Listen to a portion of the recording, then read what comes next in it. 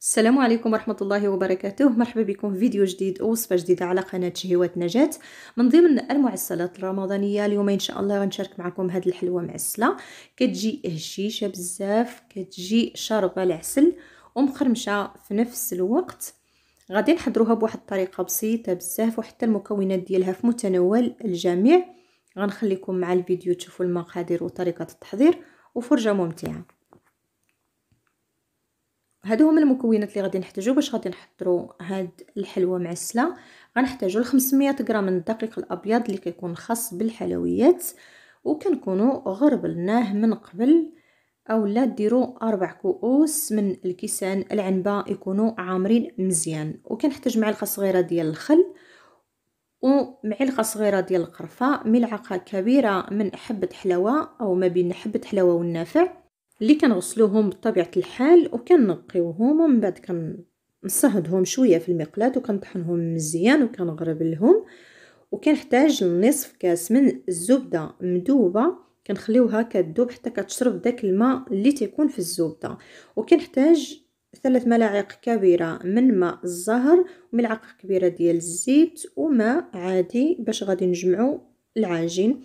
تقدروا تجمعوها بالحليب كيبقى لكم الاختيار، ولا تقدروا تزيدوا فيها حتى نصف معلقه صغيره ديال خميره الحلويات وتزيدوا فيها حتى اصفر بيضه كيبقى لكم الاختيار. انا حضرتها غير بمكونات قليله. وكنزيد معلقه كبيره ديال الزيت. غادي نخلط الزبده والزيت من بعد ما خلطنا النواشف كاملين، الملحه وحبه حلاوه والقرفه، خلطناهم مزيان مع الدقيق. ومن بعد كنخلطوا الزبده والزيت مع الدقيق حتى كيتلبس لينا مزيان الدقيق بالزيت والزبده كما غادي تشوفوا معايا في الفيديو. هانتوما من بعد ما كنخلطوهم مزيان وكنتحصلوا على هذا الخليط، من بعد غنزيدوا ماء الزهر وغنزيدوا معلقه صغيره ديال الخل. ما تكثروش من الخل باش ما تهرسش لكم، ديروا غير معلقه صغيره باش كتجينا هشيشه. غادي نجمعوه بالماء، كنضيفوا الماء تدريجيا وحنا كنخلطوا، ما نضيفوش الماء مره واحده باش ما كتجراش لينا العجينه، غتجينا خفيفه وغادي تعذبنا في الخدمه. كنديروا العجينه تقريبا بحال العجينه ديال المسمن، ما تكونش قاصحه بزاف وما تكونش خفيفه بزاف كما غتشوفوا معايا. غادي نحاول نبقى نزيد الماء غير بشويه، ومن بعد غادي نحطها فوق من سطح العمل.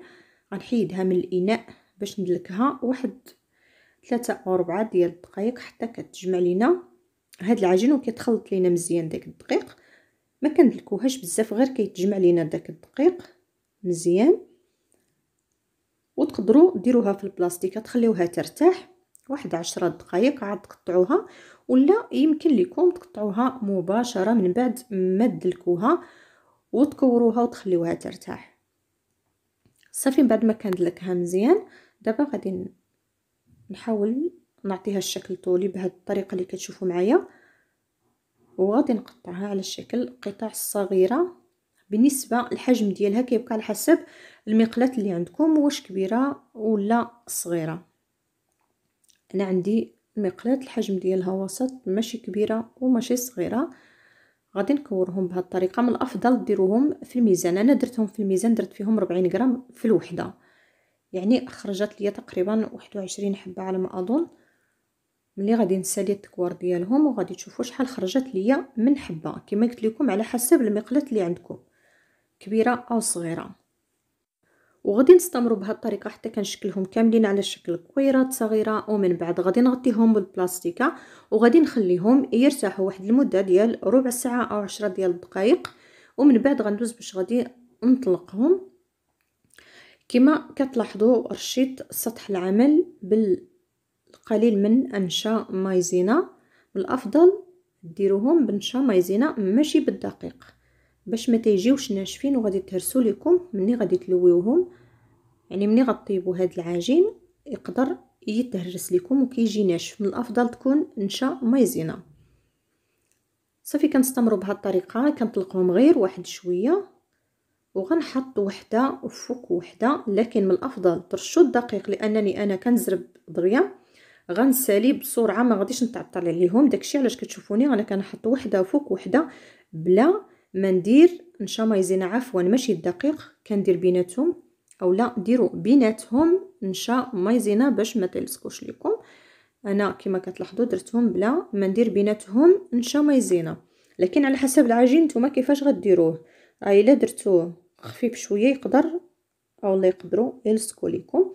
كما كتلاحظوا انا قسمتهم على 3، درت 3 ديال الطبقات. دابا غادي نرجع ناخذ هذيك اللي درت في الاول. كما لاحظتوا ما كيلصقوش ليا، انا غادي نحولهم لجهه اخرى باش نقدر او باش نلقى فين غادي نسرحهم.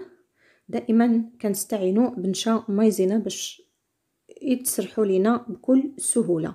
انتم كما كتلاحظوا درتهم رقاق على هذا الشكل. غنحطهم جانبا، غادي نستمروا بهذه الطريقه حتى غادي نكملهم كاملين، يعني غنسرحهم كاملين وكنحطهم فوق شي منديل او زيف. تقدروا ديروا وحده فوق وحده وترشوا بيناتهم نشا مايزينا باش ما تلصقوش لكم. الافضل ديروا هذه الطريقه حتى تلقوهم كاملين عاد تبداو طيبوا فيهم. الا كنتو كتطلقوهم وكطيبوا في نفس الوقت ما غاديش تساعدكم الوقت وغادي تحركوا لكم في المقلاة، غادي تحمروا. يعني من الافضل تكملوهم كاملين عاد تبداو طيبوا فيهم باش كيجيوكم ساهلين وكتساليو الطياب ديالهم بسرعه، ما كياخذوش لكم الوقت بزاف. كما لاحظتوا درت الطريقه الاولى، يعني كنطلق وحده بوحده، ولا تقدروا ديروا وحده فوق وحده وتطلقوهم في وقت واحد، لكن كثروا من نشا مايزينا بيناتهم باش ما غاديش يلصقوا لكم. هانتوما كما كتلاحظوا انا درت بيناتهم نشا مايزينا وطلقت جوج دقه وحده. هانتوما كيفاش كيجيو رقاق وما تيلصقوش، لكن ديروا نشا مايزينا. ولا الا لقيتوهم كيلصقوا لكم الافضل طلقوا وحده بوحده. نتوما كما لاحظتوا قسمت هاد الكويرات يعني على جوج، درت جوج طبقات كما كتلاحظوا. هانتوما ما تيلصقوا ما والو. دابا غادي نشعل المقلاة والنار ما تكونش ناقصه بزاف وما تكونش مجهده. الا كانت ناقصه بزاف غيجيوكم ناشفين وغيجيو قاصحين. ملي غادي تجيو تلويوهم غادي تهرسوا لكم. يعني النار تكون معتدله وما تخليوهمش يتحمروا. من الافضل غير كيبانوا لكم اللون ديالهم ابيض كما كتشوفوا معايا صافي كنحيدوهم وغنديروهم في الزيف ونديروهم في البلاستيك باش كيرجع عندهم داك الصهد وكيوليو رطبين وما كينشفوش. عندكم تخليوهم بلا ما ديروهم في الزيف غادي ينشفوا، وملي غادي تجيو تلويوهم غادي يتهرسوا لكم كما قلت لكم. انتم من بعد ما صليت الطياب ديالهم كاملين درتهم في الزيف وفي البلاستيكه. من الافضل غير كتساليو الطياب ديالهم وديروا هاد الطريقه مباشره من بعد ما كتساليو الطياب ديالهم، تيكونوا باقي شويه دافيين باش تيبقاو رطبين وكيسهلوا عليكم الخدمه. هنايا كما لاحظتوا خديت الدقيق مع شويه ديال الماء، غادي نلصق به هاد الكويرات. غندير وحده فوق وحده. من الافضل ديروا هاد الطريقه باش كيشدوا راسهم مزيان وتيلصقوا، واخا تقطعوهم ما كيتحلوش لكم، وحتى ملي تقليوهم ما غاديش يتحلوا لكم في المقلاة. كنطويهم بهذا الشكل، ما كنلويوهمش ما كنزيرش يديا، كنلويهم بهذه الطريقه. يعني كنخلي اتساع في الوسط باش ملي نحطهم في المقلاة يطيبوا اولا نقليهم في الزيت كيلقاو البلاصه فين غادي يتنفخوا كما غادي تشوفوا معايا مني غادي نطيبهم. من بعد ما ندير لهم هاد الطريقه كاملين كما لاحظتوا انا درت جوج يعني وحده فوق وحده ولويتهم وقطعتهم بهذه الطريقه اللي كتلاحظوا معايا. تقدروا تقطعوا بالسكين يكون حاد او لا بالمقص اللي عندكم متوفر، وغنستمر بالتقطيع ديالهم بهذه الطريقه اللي كتشوفوا معايا حتى غنكملهم كاملين. غادي نقطعهم كاملين. انتم من بعد ما قطعتهم غادي ناخذوا جوج يعني غادي نلصقوهم بهذه الطريقه اللي كتشوفوا معايا. غناخذ شويه ديال الطحين اللي خلطته بالماء، غندير شويه في الطرف ما كنديروش في الوسط، في الطرف، وكنضغطوا عليها بهذه الطريقه باش تيلصقوا مزيان وما غاديش يتحلوا لينا في المقلاة. انتم كما كتلاحظوا ما كيتحلوش. غنستمر بهذه الطريقه حتى غادي نكملهم كاملين. الا لقيتوا شي بلاصه تحلات تقدروا تزيدوا ليها ديروا ليها الدقيق باش كتلصق وكتبقى محافظه على الشكل ديالها. ومن بعد ما كنكملهم كاملين كما كتشوفوا كيكونوا على هذا الشكل هذا. يعني ما كنبدا نطيب فيهم حتى كندير لهم هاد الطريقه، ولا تقدروا طيبوهم بحال هكا او تقطعوهم على الشكل السنتير اللي موالفين كنديروا دائما، غير انا بغيت نغير شويه في الشكل، درت ليها الشكل ديال الحلوى اللي كنشريو من المخابز او من المحلات اللي دايره على الشكل بالمي.